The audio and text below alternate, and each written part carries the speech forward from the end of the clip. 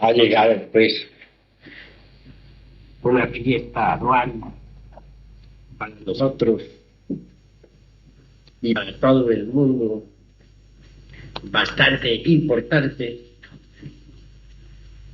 y es claro que no podemos pasar tal fecha sin hablar de ella.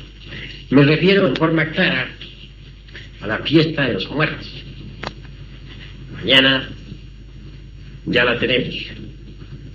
Y hay necesidad, pues, de que expliquemos algo sobre los misterios de la vida y de la muerte. Ante todo, mis caros hermanos, ustedes ya saben muy bien, el camino es bastante difícil.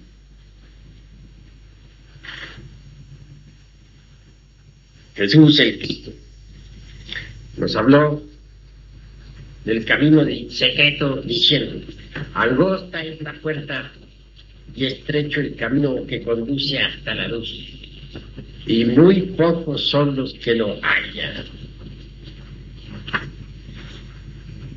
Hermes Mex, el 3 veces grande Dios Ibis de todo, viva encarnación del dios Osiris, nos legó la ciencia maravillosa de la alquimia, de la Edad Media, tal ciencia hermética pasó desde el mundo árabe hasta las tierras de Europa, y entonces por doquier se despertó el entusiasmo por el arte hermético. En esa doctrina de Hermes está contenida, tanto en esencia como en potencia, las claves máximas y el conocimiento puro que nos permiten recorrer el angosto camino del cual nos hablara Yeshua ben Pantirak, Jesús el Cristo. Bien sabemos que el gran Javí, en su pasada existencia, antes del cumplimiento de la misión que tuvo en la Tierra Santa, fue Yoshua, hijo de Nun.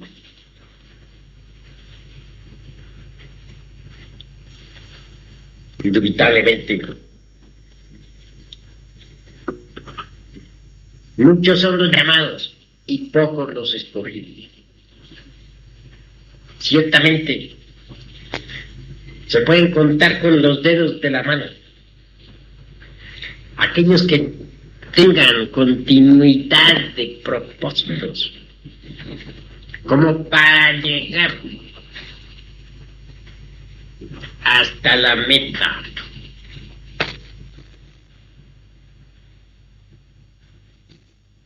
Afortunadamente tenemos el cuerpo de doctrina,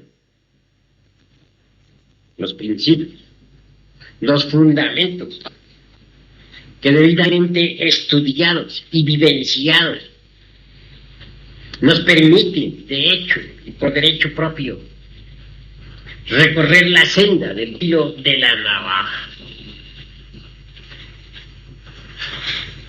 Aquellos que nos trajeron la doctrina siempre fueron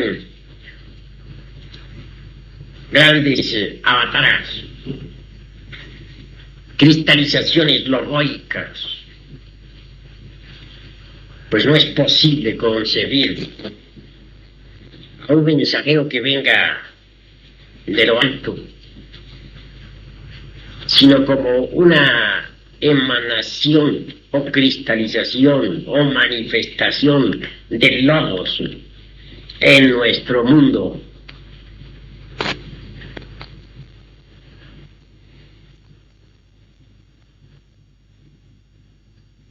Teniendo pues las bases, es necesario trabajar. Solo así es posible llegar a la liberación final.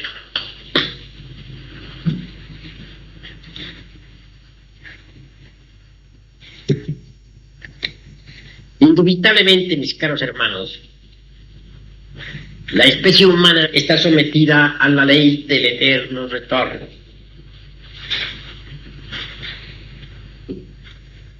Ya lo hemos repetido muchas veces, de que cada ciclo de manifestación, cada ciclo de existencias está formado por 108 vidas. Se nos dan siempre, se nos asignan 108 existencias. Si en ellas no nos autorrealizamos, es obvio que quedamos sometidos entonces a esa otra ley citada por el gran Avatara Krishna del Indostán, quien vivió hace unos 1000 años antes de Jesús. Me refiero pues a la ley de la transmigración de las almas, o metempsicosis de Pitágoras. Quienes no se autorrealizan durante las 108 existencias, indiscutiblemente deberán involucionar dentro del reino mineral sumergido. Allí se vuelven polvareda cósmica, es decir, pasan por la muerte segunda, de la cual nos hablará con tanta sabiduría el gran Kabir Jesús. Después de la muerte segunda, es decir, después de la muerte que llevamos dentro, la esencia, el alma o principio inmortal, se escapa, sale a la superficie, a la luz del sol, para recomenzar la jornada, para iniciar una nueva evolución que ha de comenzar indudablemente desde la tierra, que ha de continuar en el vegetal y proseguir más tarde en el estado animal, hasta reconquistar completamente el estado humano, o de humanoide, mejor dijéramos, que otrora se perdiera. Al regresar otra vez al estado de humanos o humanoides, se nos asignan nuevamente 108 existencias. Si nos autorrealizamos en el nuevo ciclo de vida, magnífico. Si fallamos, es obvio que el proceso se seguirá repitiendo. Y así, mis caros hermanos, así nos toca a nosotros todos autorrealizarnos o seguir vagando por el valle del samsara, metidos en esta gran rueda fatal que siempre irá 3000 veces. Es obvio que después de la vuelta última, las oportunidades se cierran y quienes no hayan logrado la autorrealización, el adeptado, tendrán que sumergirse en el espíritu universal vida, pero sin maestría. Tendrán la felicidad, pero sin el adeptado. Alcanzarán la dicha, pero no lograrán la autorrealización. Se convertirán simplemente en elementales del universo, y eso es todo.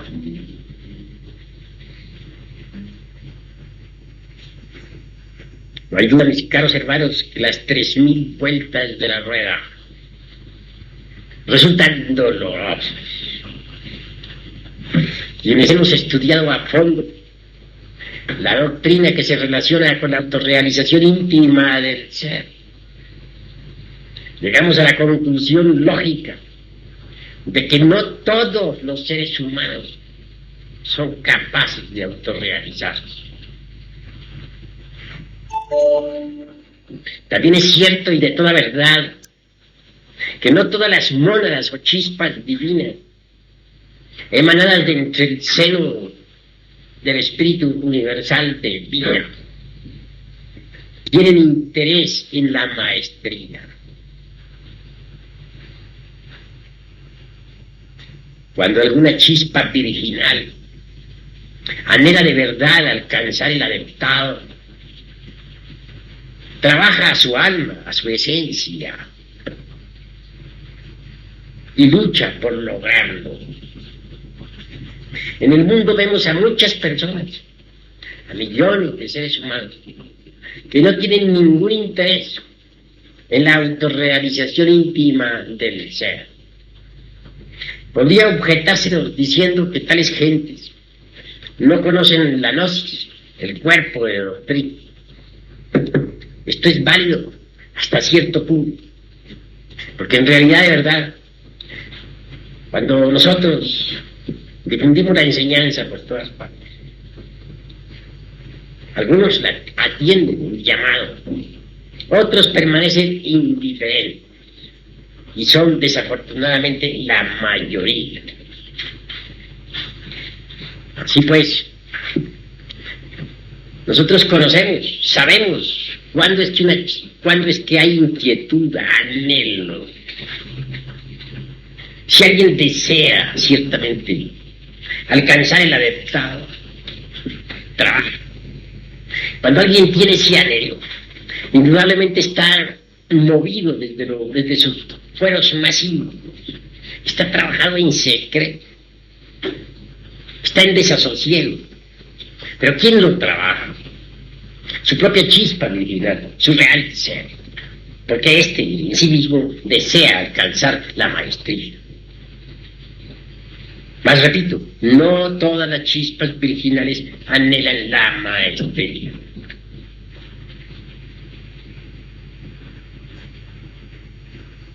Al llegar el Día de los Muertos, es necesario que reflexionemos un poco. La gran ley tampoco abandona a los que no anhelan la maestría, ni a aquellos que luchan por lograrla y no la logran. El omnimisericordioso vela por todas las criaturas y a nadie abandona. En los antiguos tiempos se dio muy especial importancia a los misterios funerarios. En Egipto se progresó mucho con los embalsamamientos, con las momificaciones. No hay duda que las momias de Egipto son maravillosas. También se logró allí conservar cuerpos vivos, no por invernación, sino por una especie de momificación. Cuerpos que pudieron existir a través de millares de años. Todavía en la tierra de los faraones existe bajo el suelo, ya debajo de las pirámides, o en lugares reservados y secretos, cuerpos vivos de maestros que datan de edades de 3.000, 4.000, 5.000 y hasta 10.000 años antes de Cristo. A su tiempo esos maestros ingresarán en sus cuerpos físicos que duermen bajo tierra para surgir nuevamente a la luz del sol, tal como está escrito en el libro de los muertos. e iniciar en el mundo una nueva era neptuniano-amentina.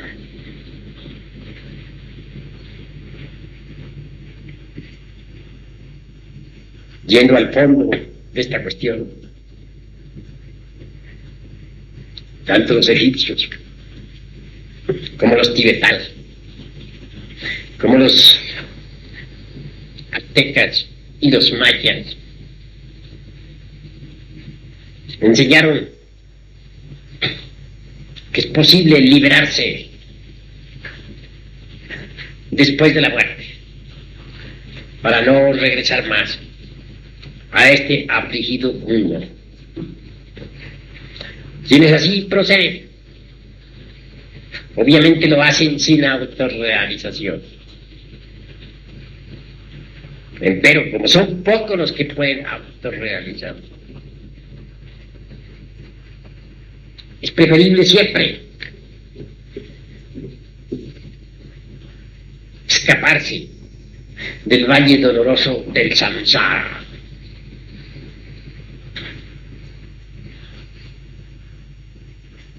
No es forzoso, no resulta indispensable aguardar hasta la vuelta 3000 de la rueda del samsara. Quienes anhelen la liberación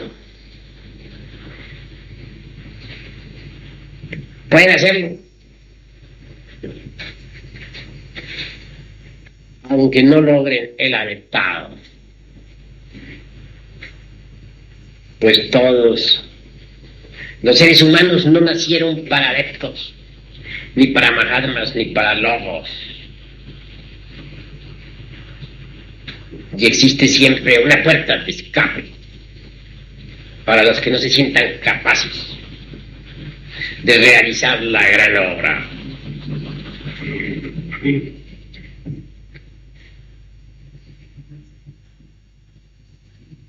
Obviamente, si después del ciclo 3000 hemos de reingresar al seno del espíritu universal de vida, como simples elementales de la naturaleza, sin autorrealización ninguna. Esto, claro, en el caso de que no hubiésemos trabajado realmente. Pues entonces, preferible es libertarnos de vez de esa rueda fatal. Así nos evitaríamos el descenso a los mundos infernales después de cada ciclo de manifestación y los sufrimientos terribles de este valle doloroso de lágrimas. Hay pues dos formas de emanciparnos, dos formas de evadirnos del valle del samsara. El uno, autorrealizados, convertidos en mahatmas o logos. Y el otro, como simples elementales sin autorrealización íntima. Cada cual por sí mismo debe reflexionar y escoger el camino. Al escogerlo necesitamos ser serios, porque una vez dado el paso por el camino secreto, no es posible regresar atrás. Por eso es que en los misterios tibetanos, cuando alguien va a recibir la iniciación, los sacerdotes hacen sonar sus trompetas formadas con huesos de muertos, a tiempo que se le advierte al neófito: detente, caminante, no intentes seguir por el camino que está más allá de ese umbral. Recuerda que el camino de la iniciación está lleno de lágrimas, dolores, sufrimientos. Tú puedes ser feliz con la religión que se te ha enseñado y vivir en los paraísos de la naturaleza. en las tierras de los devas, de los dioses santos, etc. ¿Por qué insistes en meterte por el camino secreto? Si el neófito, a pesar de todo, dice, nada puede detenerme. Yo recorreré la senda del filo de la navaja. Yo voy por el sendero de la autorrealización misma. Nada podrá desviarme. Obviamente recibirá la iniciación. Mas si flaqueare, entonces tendrá forzosamente que buscar la emancipación común por el entendimiento. Aquel tipo de liberación sin autorrealización. No podrá ser un sol, pero se contentará con ser una estrella.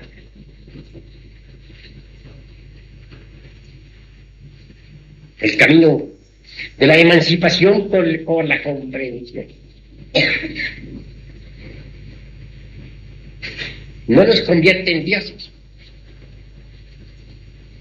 únicamente permite que nos escapemos como elementales para vivir entre el océano del espíritu universal de vida en forma definitiva.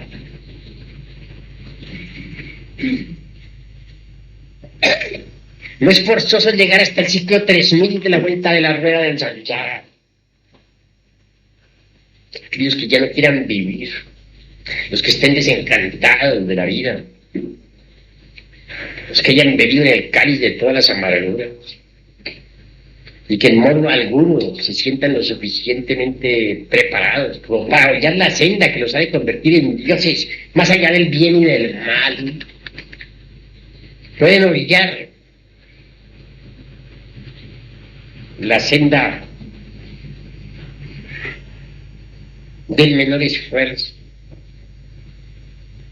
aquella que tan solo nos convierte en elementales o en pequeños budas elementales, aquella que nos permite regresar al seno de la gran realidad para siempre.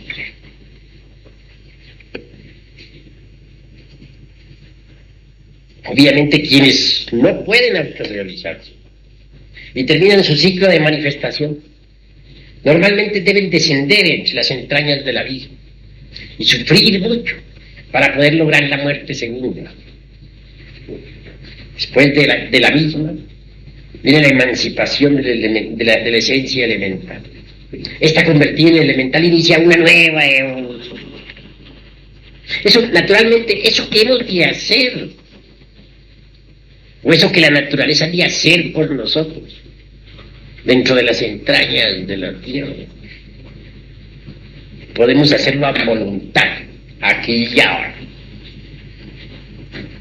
y evitarnos la bajada entre las entrañas del abismo. Si la naturaleza ha de desintegrar el ego, el mí mismo, el sí mismo, nosotros podemos hacerlo sin necesidad de tener que hundirnos en esos abismos espantosos del reino mineral sumergido. Si hemos de quedar convertidos en elementales después de la muerte segunda, podemos quedar convertidos en elementales aquí y ahora, sin pasar por esa amargura. Así pues hay misericordia. El eterno Padre Cósmico Común, el omnimisericordioso, jamás abandona a nadie. En la muerte existen misterios extraordinarios. Quien quiera realmente emanciparse y no volver jamás, debe empezar por conocer la doctrina. Se hace indispensable disolver el ego, el yo, el mí mismo, el sí mismo. No podría exigirse a una criatura humana que logre la perfecta eliminación radical del ego aquí y ahora. No está preparada, pero sí puede. Cualquier criatura, si así se lo propone, Si quiere emanciparse, eliminar pues el ego, el yo, aunque sea en parte. Después de la muerte continuaría el resto del trabajo.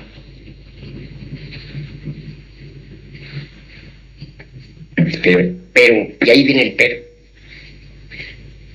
Si estuviésemos con la conciencia dormida, de todas maneras habríamos de regresar. Entonces, ¿cómo hacer para no regresar a este valle de lágrimas? Despertar la conciencia. Pero ¿cuándo hemos de despertarlo? ¿Después de muertos o ahora? Es claro que aquí mismo debemos trabajar para despertar conciencia. ¿Existe alguna ciencia que nos permite el despertar de la conciencia? Sí existe. La hemos estado enseñando y continuaremos enseñándola a través de nuestras diversas pláticas. Quien despierte puede elegir su camino. Quien despierte después de la muerte podrá trabajar. Y si no quiere volver, no volverá. Pero, ¿cómo podría un dormido evitar el regreso, el retorno a este valle de amargura? Imposible, ¿verdad? Se necesita primero despertar. Despiertos, sí, después de la muerte podremos trabajar. Es obvio que aquel difunto será sometido a pruebas si es que no quiere volver. En primer lugar, después de la muerte, se pasa por un desvanecimiento de 3 días. Una especie de desmayo. Después de los 4. Pues se siente uno reconfortado, reanimado. Si se encuentra alerta y vigilante el difunto, si verdaderamente no tiene la conciencia dormida, si verdaderamente tiene anhelo, podrá evitar el retorno a este valle de amargura.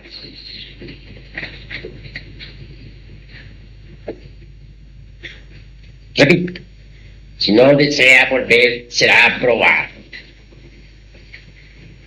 La Madre Divina, el Padre que está en secreto, o el Padre Madre en su totalidad, pues cada cual tiene su Padre que está en secreto y su Divina Madre Kundalini. Le someterán a prueba. Asumirán ante él, por ejemplo, en un momento dado, una figura terrible, sobrehumana, con el propósito de probar al difunto. Mas este permanece firme como el acero. Es claro que saldrá victorioso. Mas esa no es la única prueba. Existen muchas otras. El difunto que no quiera volver no debe dejarse atraer por los familiares, por el apego a hermanos, hermanas, hijos, hijas, porque se perjudica a sí mismo. Atraído por esos seres queridos que dejó en el mundo, es claro que retornará, se reincorporará nuevamente. Si se quiere no volver, hay que perder todo apego.